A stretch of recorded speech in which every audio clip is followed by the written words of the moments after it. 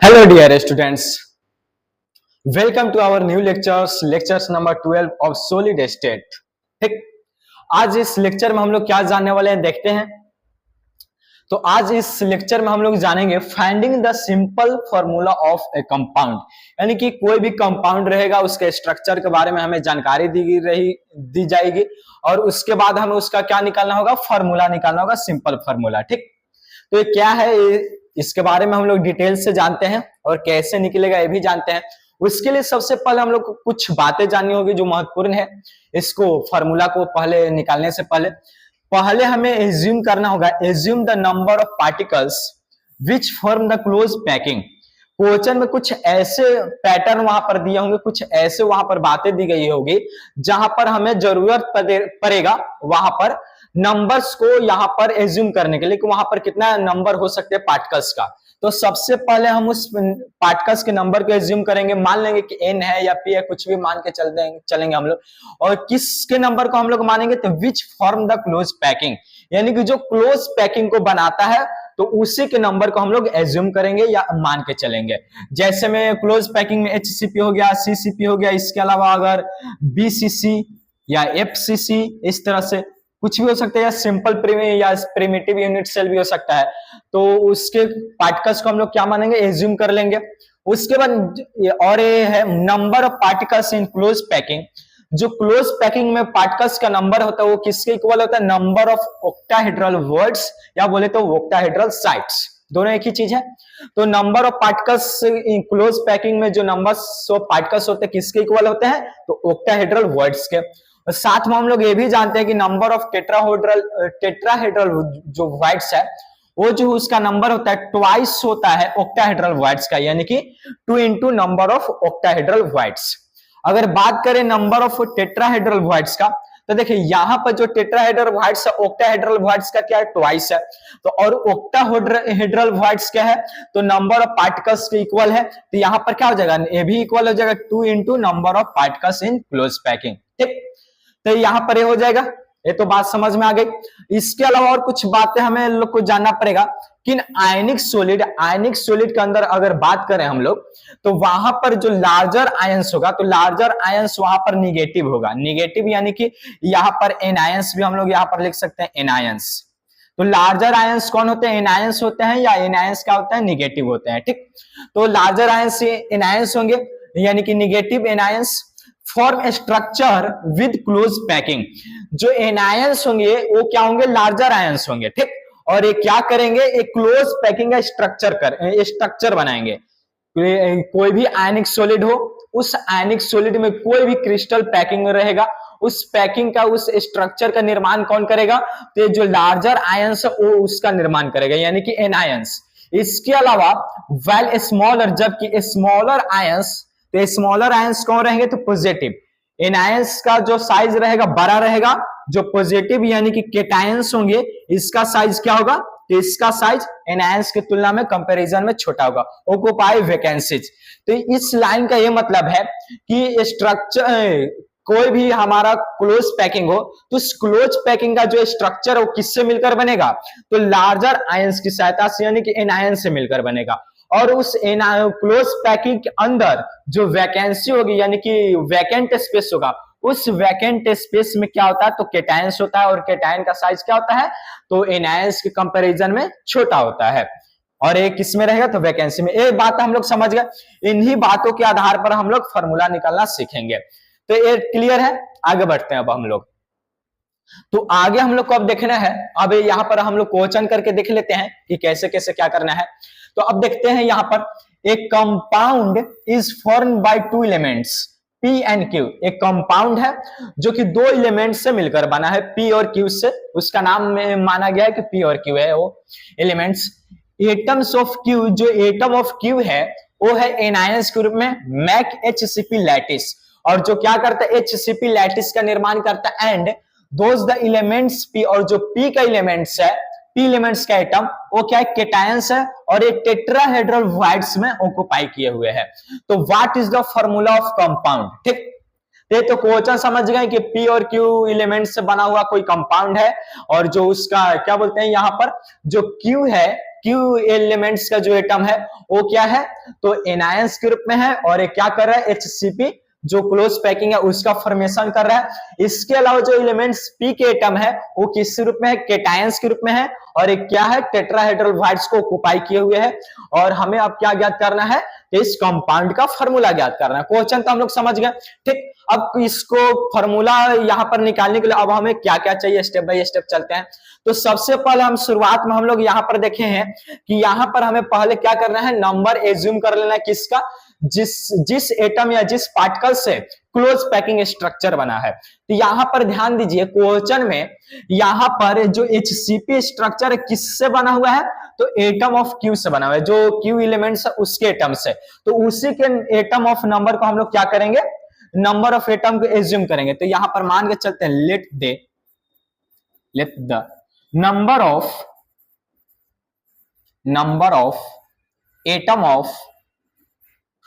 Of atoms of Q मान के चलते हैं क्या है, n, ठीक, n मान लिए। अब इसके बाद हमें क्या करना है, तो यहां पर है द एलिमेंट्स p केटायन के रूप में है और टेट्राहेड्रल बॉन्ड्स है। तब उसका हम लोग नंबर निकालते हैं। तो यहां पर therefore the number of atoms of p, ठीक। तो p क्या है, टेट्राहेड्रल बॉन्ड्स में है, और टेट्राहेड्रल बॉन्ड्स का जो संख्या, अगर यहां पर p का एटम निकालना चाहें तो यहां पर टेट्राहेड्रल बॉन्ड्स को ऑक्युपाई किए हुए है, ठीक। तो यहां पर जो नंबर होगा p का वो किसके बराबर होगा, टेट्राहेड्रल बॉन्ड्स के नंबर के बराबर। और लेकिन टेट्राहेड्रल बॉन्ड्स का नंबर क्या होता है, ते होता है equal of, tetrahedral bonds equal क्या है, 2 into number of particles in close packing, यानी क्लोज पैकिंग। तो टेट्राहेड्रल बॉन्ड्स का संख्या किसके बराबर होगा, तो जो क्लोज पैकिंग में पार्टिकल्स के नंबर होंगे उसके बराबर होगा। तो यहां पर देखते हैं, इसके क्लोज पैकिंग में जो क्यू है उसका नंबर हम लोग क्या माने, n माने है, ठीक। तो यहां पर number of atom of p क्या हो जाएगा, तो ये हो जाएगा 2 into the number of the, यहां पर the number of tetrahedral bonds,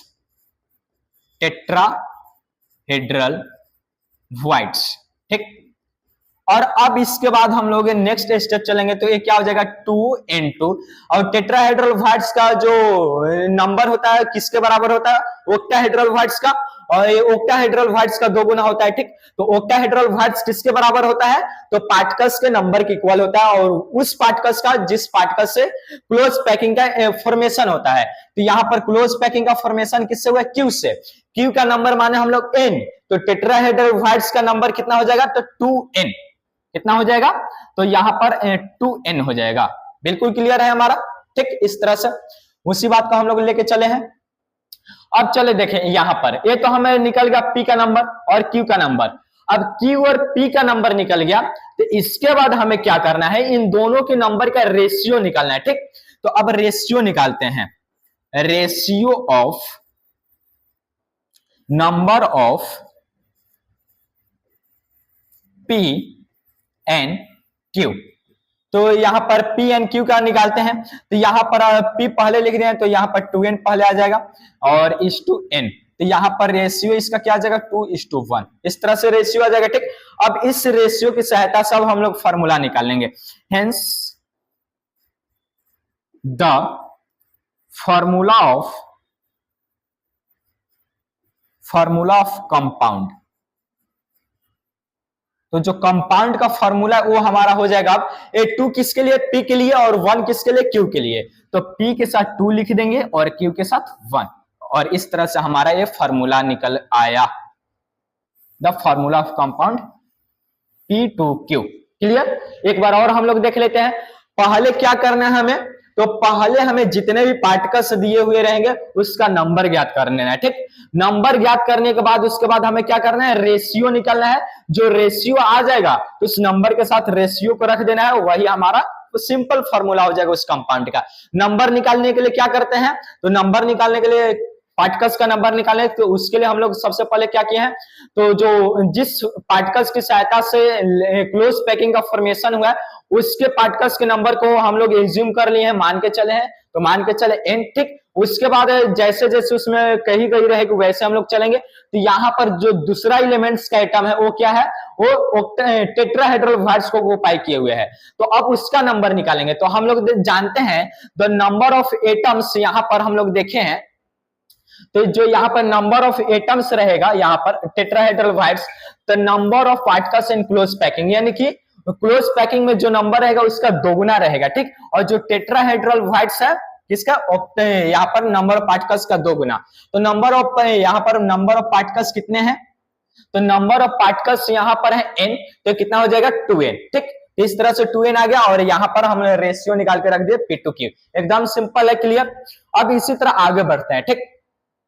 अगला है हमारा एक compound is form by two elements x and y, ये कंपाउंड है जो x और y से बना हुआ है, और एटम ऑफ एलिमेंट्स y, ये y जो है एनायंस के रूप में है, मेक सीसीपी क्लोज पैकिंग बनाता है, और यहाँ पर जो एलिमेंट्स x है वो केटायन के रूप में है जो कि ऑक्टाहेड्रल क्वार्ट्ज में है। क्वेश्चन हम लोग देख लिए। अब इसके बाद हमें फार्मूला निकालना है, तो पहले हम बारी बारी से जितने भी पार्टिकल्स जितने भी एटम्स है उसके नंबर निकाल लेते हैं। तो पहले नंबर निकाले तो उसका, तो नंबर ऑफ यहां पर एनायंस के सीसीपी बना रहे, ठीक। और तो नंबर ऑफ एनायंस या बोले तो y, तो नंबर ऑफ y क्या हो जाएगा, वो क्लोज पैकिंग का स्ट्रक्चर कर रहा है तो उसके नंबर को हम एज्यूम कर लेंगे n, ठीक। यहां पर अपना लिख भी सकते हैं let the number of y equal n। अब जिस पार्टिकल्स के द्वारा क्लोज पैकिंग का फॉर्मेशन हो रहा है उसका तो हम लोग नंबर एज्यूम कर लिए, मान लिए। अब उसके बाद क्या करना है कि जो ऑक्टाहेड्रल क्वार्ट्ज में जो है पार्टिकल्स उसका हम लोग नंबर निकालेंगे, तो उसका नंबर से यहां पर हो जाएगा द नंबर ऑफ क्या है x, तो यहां पर ये क्या है ऑक्टाहेड्रल क्वार्ट्ज को ऑक्यूपाई किए हुए है, तो ये जो x का नंबर है ऑक्टाहेड्रल क्वार्ट्ज के नंबर के इक्वल हो जाएगा। और ऑक्टाहेड्रल क्वार्ट्ज का नंबर किसके इक्वल होता है, तो ऑक्टाहेड्रल क्वार्ट्ज का जो नंबर होता है वो जिस पार्टिकल की सहायता से क्लोज पैकिंग का फॉर्मेशन हुआ है उस पार्टिकल्स के नंबर के इक्वल होता है, यानी कि जो ऑक्टाहेड्रल क्वार्ट्ज किसके इक्वल हो जाएगा, n के इक्वल हो जाएगा, ठीक। तो यहां पर हम लोग लिख देंगे नंबर ऑफ ऑक्टाहेड्रल क्वार्ट्ज,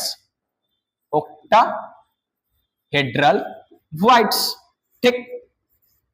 ये हो गया हमारा ऑक्टाहेड्रल क्वार्ट्ज। और ऑक्टाहेड्रल क्वार्ट्ज किसके इक्वल रहेंगे, तो पार्टिकल्स के नंबर के इक्वल रहेंगे, और हम लोग माने n माने हैं, तो इस तरह से x बराबर भी क्या आ जाएगा, n आ जाएगा। अब इसका अगर रेशियो निकालना चाहे तो रेशियो क्या आ जाएगा,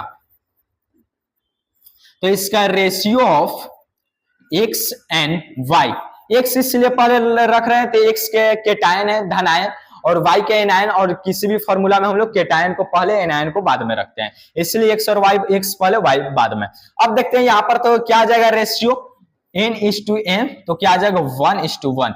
अब इसका फॉर्मूला देख लेंगे, तो फॉर्मूला हो जाएगा hence the formula of compound, तो यहां पर कंपाउंड का फॉर्मूला क्या हो जाएगा, तो x का संख्या 1 है और y भी क्या है 1 है, इस तरह से तो हमारा फाइनली जो फॉर्मूला मिलेगा ए मिलेगा xy, ठीक। इस रूप में रहेगा सिंपल फॉर्मूला इसका, ठीक। ये भी क्लियर हो गया हमारा। और भी एग्जांपल हम लोग देख लेते हैं, ठीक। अब देखते हैं एग्जांपल है, तो in face center lattice of x and y, अगर यहाँ पर क्या है फेस सेंटर लैटिस है यहाँ पर x एंड y, जिसमें x atom present at the corners, जो x एटम है किस पर है, कॉर्नर्स पर प्रेजेंट है, while जबकि y atoms are at face centre, और जबकि जो y एटम्स है वो क्या प्रेजेंट है, तो फेस सेंटर पर प्रेजेंट है। तो what is the formula of the compound, ठीक। तो यहां पर देखिए यहाँ पर क्वेश्चन के पैटर्न में थोड़ा सा चेंजिंग आया है। पहले के जो हम लोग दो क्वेश्चन देखे फर्स्ट एंड सेकेंड, तो उस क्वेश्चन में क्या था कि कुछ पार्टिकल्स ऐसे थे जो क्लोज पैकिंग के स्ट्रक्चर में भाग ले रहे थे, और कुछ पार्टिकल्स ऐसे थे जो क्वार्ट्ज में प्रेजेंट है, वो चाहे एक ऑक्टाहेड्रल में हो चाहे टेट्राहेड्रल में हो, ये हमारा क्लियर था। लेकिन यहाँ पर सबके सब जितने भी पार्टिकल्स हैं वो सबके सब केवल और केवल पैकिंग की ही फॉर्मेशन में भाग ले रहे हैं। जैसे में कुछ पार्टिकल्स जैसे एक्स एटम्स है वो कॉर्नर पर प्रेजेंट है, और जो वाई एटम है वो कहां पर प्रेजेंट है, तो यहाँ पर फेस के सेंटर में प्रेजेंट है। ठीक, तो यहाँ पर उसका हमें फॉर्मूला निकालना है। तो यहाँ पर भी वही कंसेप्ट लगाएंगे। सबसे पहले जो जो यहाँ पर पार्टिकल्स है, एटम है, उसके नंबर हम लोग मालूम करेंगे, और उसके बाद उसका रेशियो निकालेंगे, और रेशियो निकालने के बाद फॉर्मूला में पता चल जाएगा। तो पहले निकालते हैं यहाँ पर नंबर ऑफ एक्स एटम्स। तो निकालते हैं नंबर ऑफ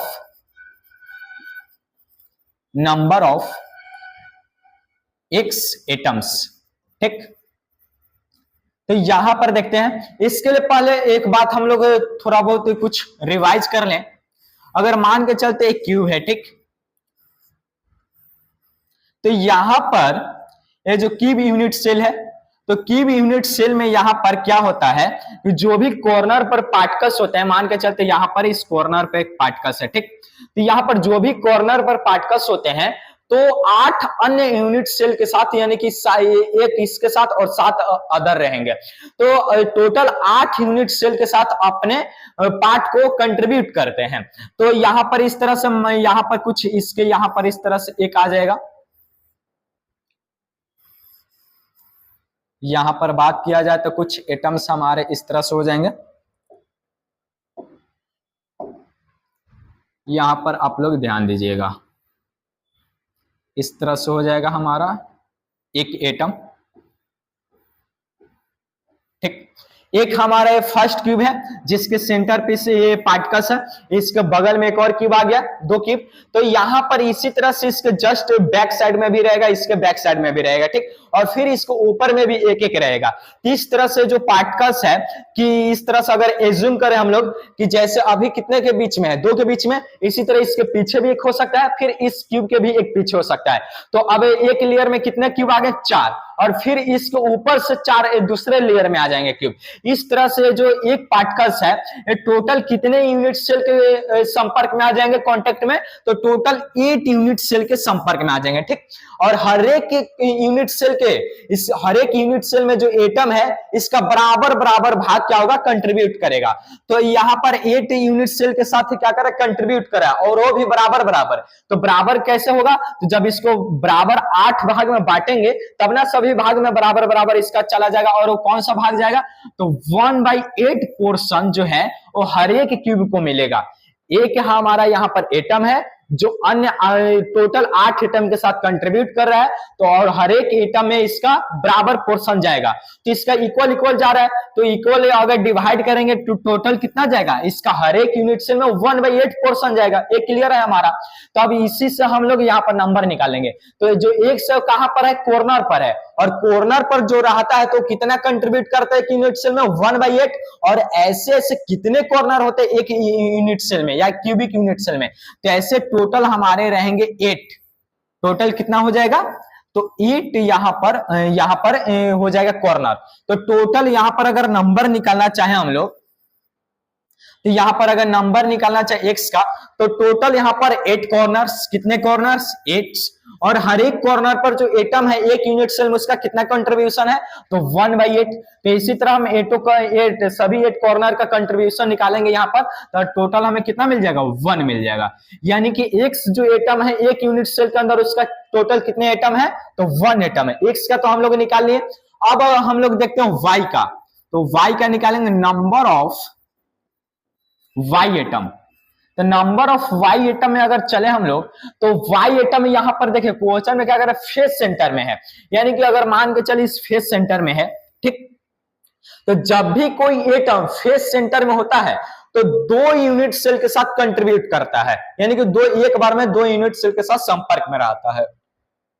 जैसे इस चित्र में देखें, ये हमारा इस साइड वाले, इधर वाले यूनिट सेल है, इसके साइड में, लेफ्ट साइड में, और इसके फेस सेंटर में क्या है, एक यहाँ पर एटम है। तो एटम क्या करेगा, इसका हाफ पोर्शन इस यूनिट सेल में आ जाएगा और हाफ पोर्शन इस बगल वाले यूनिट सेल में चला जाएगा। ठीक, तो यहाँ पर कितने फेस है, यहाँ पर देखिए, तो एक फेस पर जो एटम है वो कितने, 2 भाग में बट रहा है, हाफ हाफ पोर्शन में, और ऐसे कितने फेस होंगे, तो एक यूनिट सेल में टोटल फेस होता है 6 से। तो टोटल फेस कितना होगा 6, और हर एक फेस पर जो एटम होगा उसका कंट्रीब्यूशन कितना होगा तो 1/2। तो इस तरह से अगर फेस के सेंटर में हो तो एक यूनिट सेल में वैसे कितने एटम हो जाएंगे तो 3 एटम हो जाएंगे। ये तो हम लोगों ने देख लिया। तो इस तरह से हम लोग एक्स एटम का नंबर निकाले, हम लोग वाई एटम का नंबर निकाले, एक क्लियर है हमारा। अब हम लोग अब निकाले थे फॉर्मूला, क्योंकि फॉर्मूला निकालने के लिए क्या चाहिए, जो भी पार्टिकल्स है उसके नंबर का रेशियो चाहिए। तो पहले नंबर निकालिए, अब रेशियो निकाल लेते हैं। Ratio of X and Y, तो एक्स एंड वाई का रेशियो क्या जाएगा 1:3, 1:3 यही आएगा। ठीक, तो अब हम लोग फॉर्मूला निकाल लेते हैं। Hence the formula of compound, तो कंपाउंड का यहां पर फॉर्मूला क्या हो जाएगा, तो यहां पर x1 के लिए यहां पर x1 y3, तो यहां पर नॉर्मल क्या हो जाएगा, ये इसी रूप में रह जाएगा। तो यहां पर जो फॉर्मूला क्या बना x1 y3, ये हो गया इसका फॉर्मूला। क्लियर है। तो यहां पर ये हमारा इस पैटर्न में इस क्वेश्चन में थोड़ा सा पैटर्न चेंज था। पहला क्वेश्चन में पैटर्न कुछ और था, पहला दूसरा में, और ये थर्ड क्वेश्चन है इसमें पैटर्न थोड़ा सा अलग है। पहला दूसरा में क्या था, उसमें वाइट्स थे, तो उसके आधार पर थोड़ा सा हम लोग अलग देखे थे, इसमें वाइट्स नहीं थे। अब फोर्थ क्वेश्चन हम लोग देखते हैं। तो फोर्थ क्वेश्चन में एक cubic solid is made of 2 elements, एक यहाँ पर क्यूबिक सॉलिड है, ठीक, जो P और Q एलिमेंट से बना हुआ है। क्लियर है इतना। अब इसके आगे बढ़ते हैं। तो जो Q एटम है, इसका Q atom are at the corner of the cube, यहां पर जो Q एटम है कहां पर प्रेजेंट है, तो कॉर्नर पर प्रेजेंट है, क्यूब के कॉर्नर पर। And the P atoms our body centre in the cube, और जो P एटम है वो कहां पर है, बॉडी सेंटर में। ठीक, तो what is the formula of compound, यानी कि अब हमें ज्ञात करना है कि इस कंपाउंड का फॉर्मूला क्या होगा। तो क्वेश्चन तो हम लोग समझ गए। क्वेश्चन में क्या है कि P और Q से एलिमेंट है, उससे बना हुआ एक हमारा एक यौगिक कंपाउंड, एक सॉलिड है, जिसमें जो Q एटम है वो क्यूब के सेंटर पे है, और यहाँ पर जो P एटम है वो बॉडी सेंटर में है। तो हम पहले नंबर निकाल लेते हैं। तो नंबर ऑफ Q एटम्स, तो Q एटम्स के नंबर कितने हो जाएंगे, तो एक कॉर्नर पर प्रेजेंट है, कॉर्नर पर प्रेजेंट होता है टोटल 8 कॉर्नर, और हर एक कॉर्नर पर जो एटम होते हैं कितने एक यूनिट सेल में कंट्रीब्यूट करते हैं, तो 1/8। लास्ट क्वेश्चन में हम लोगों ने देखा था, आप लोग पीछे करके देख सकते हैं। तो टोटल कितने एटम हो जाएंगे 1। जब भी कॉर्नर पर बात आए तो कॉर्नर पर जो भी आएगा एटम वो एक यूनिट सेल के साथ 1/8 उसका पोर्शन कंट्रीब्यूट करेगा। ये तो हो गया हमारा टोटल क्यू एटम कितने एक यूनिट सेल में 1। अब हम लोग निकाल लेते हैं नंबर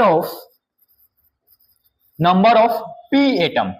सेकेंड नंबर एटम क्या है, P एटम। तो यहां पर क्या बॉडी सेंटर में है। तो आप लोग यहां पर ध्यान दीजिएगा, जब भी कोई अगर यूनिट सेल का हम लोग बात करते हैं क्यूबिक यूनिट सेल, तो यहां पर अगर बॉडी सेंटर में कोई भी एटम हो, ठीक, बॉडी सेंटर में एकदम बीचों बीच, तो केवल और केवल जिस यूनिट सेल में प्रेजेंट रहेगा उसका पूरा पोर्शन उसी यूनिट सेल के साथ कंट्रीब्यूट करता है। इसके अलावा किसी और यूनिट सेल के साथ कंट्रीब्यूशन उसका नहीं होता है, यानी कि इसका टोटल पोर्शन केवल इसी पोर्शन में रहे, इसी यूनिट सेल में रहेगा। तो इस तरह से P एटम अगर बॉडी सेंटर में है तो एक यूनिट सेल में उसका कितने पोर्शन आएंगे, टोटल 1 हो जाएगा। तो Q और P का हम लोग नंबर निकाल लिए। ठीक, अब इसका हम लोग रेशियो निकाल लेते हैं। तो रेशियो क्या हो जाएगा, ratio of Q and P, तो यहां पर क्या आ जाएगा 1:1। ठीक, Q का भी 1 है, P का भी 1 है, ये हो गया हमारा। अब देखते हैं इसका फॉर्मूला। तो हेंस द फॉर्मूला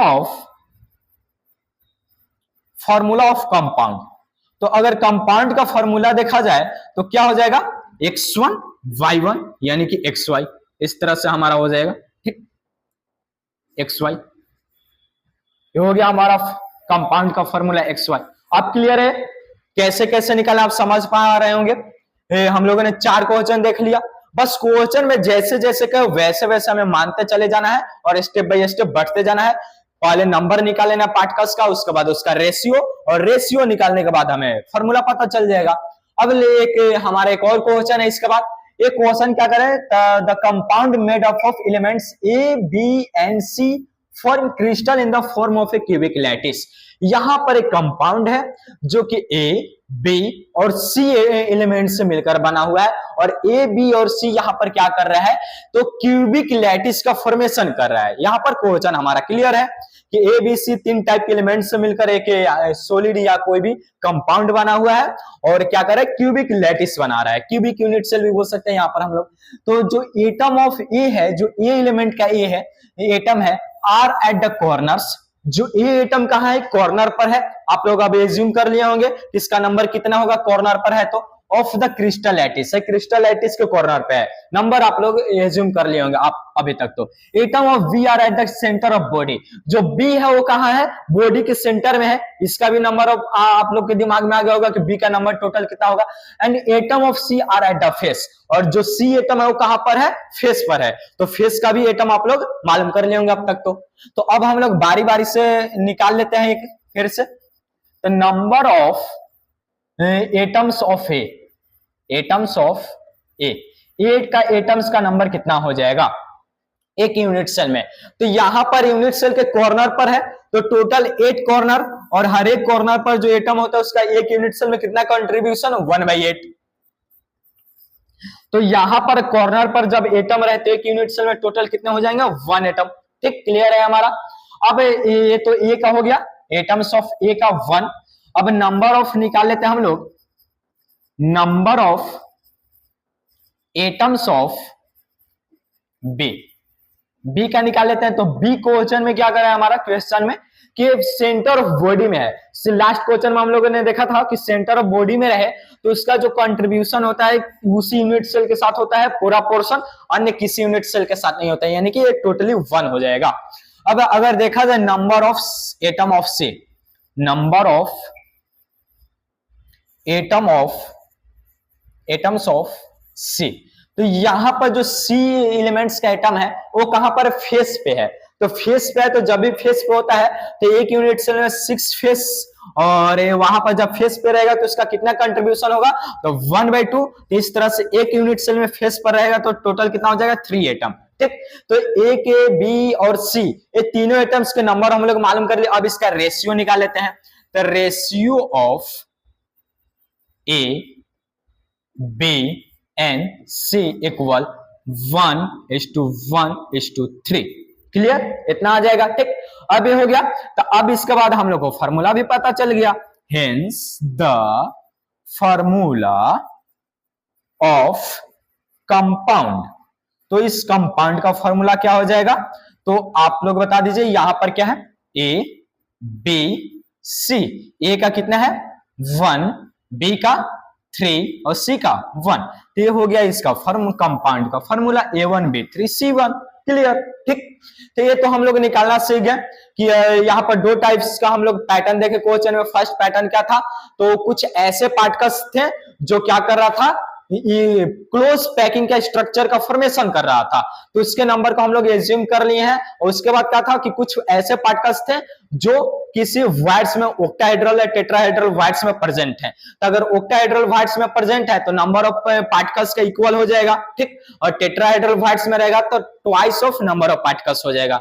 इस तरह से उसके बाद हम लोग नंबर निकाले, उसके बाद रेशियो निकाले, फॉर्मूला निकल गया है। और सेकेंड पैटर्न में क्वेश्चन क्या था, तो सेकेंड पैटर्न में था कि जितने भी यहाँ पर पार्टिकल्स होंगे सभी के सभी क्लोज पैकिंग के स्ट्रक्चर में भाग लेंगे। तो जैसे यहाँ पर इस लास्ट क्वेश्चन में भी हम लोग देखे हैं कि यहाँ पर जितने भी ए बी और सी थे सभी के सभी क्लोज पैकिंग स्ट्रक्चर में भाग लिए थे। यहाँ पर हम लोग नॉर्मली क्या किए हैं, तो नॉर्मल रूप से हम लोग सभी पार्टिकल्स के नंबर मालूम कर लिए हैं। नंबर मालूम करने के बाद रेशियो निकाले, रेशियो निकालने के बाद कंपाउंड का फॉर्मूला पता चल गया। एकदम सिंपल। तो ये तो हम लोग का क्लियर हो गया कि अब आप लोग आसानी से किसी भी कंपाउंड का फॉर्मूला निकाल सकते हैं। इससे इतना काफी है। तो आज का क्लास हमारा यहीं तक था और मुझे पूर्ण विश्वास है कि आप लोग इस टॉपिक को अच्छी तरह से समझ गए होंगे। अगर फिर भी अगर आपको किसी भी प्रकार का डाउट है या कोई क्वेश्चन आपको ऐसा मिल रहा है कहीं से कि आपका सॉल्यूशन नहीं हो पा रहा है, तो आप बेझिझक हमसे शेयर कर सकते हैं कमेंट बॉक्स में। हम उस पर आपके लिए एक पार्टिकुलर वीडियो बना देंगे ताकि आपका डाउट क्लियर हो जाए। तो आपको किसी भी प्रकार का डाउट हो आप हमारे साथ शेयर कर सकते हैं। इसके अलावा आप हमारे साथ परीक्षा पूरे ऐप पर जुड़ सकते हैं और इस ऐप पर जुड़कर आप अपने सारे डाउट्स को वहां पर शेयर कर सकते हैं, वहां पर भी। इसके अलावा अगर आपको क्लास नोट्स चाहिए या इसके अलावा आपको चैप्टर नोट्स चाहिए या टेस्ट सीरीज से जुड़ना हो, इंपॉर्टेंट क्वेश्चन का नोट्स चाहिए, तो सभी के सभी आपको इस ऐप पर अवेलेबल करवाए जाएंगे। आप यहाँ पर हमारे साथ जुड़ सकते हैं और अधिक से अधिक अपना लाभ उठा सकते हैं और एग्जाम का बेटर से बेटर तैयारी कर सकते हैं। तो अभी तक हमारे साथ जुड़े रहने के लिए बहुत धन्यवाद और इस वीडियो को अभी तक भी देखते रहने के लिए बहुत बहुत धन्यवाद। तो चलिए फिर से मिलते हैं नए लेक्चर के साथ इस उमंग में और अपने कॉन्सेप्ट को क्लियर करते हुए। तब तक के लिए जय हिंद जय भारत।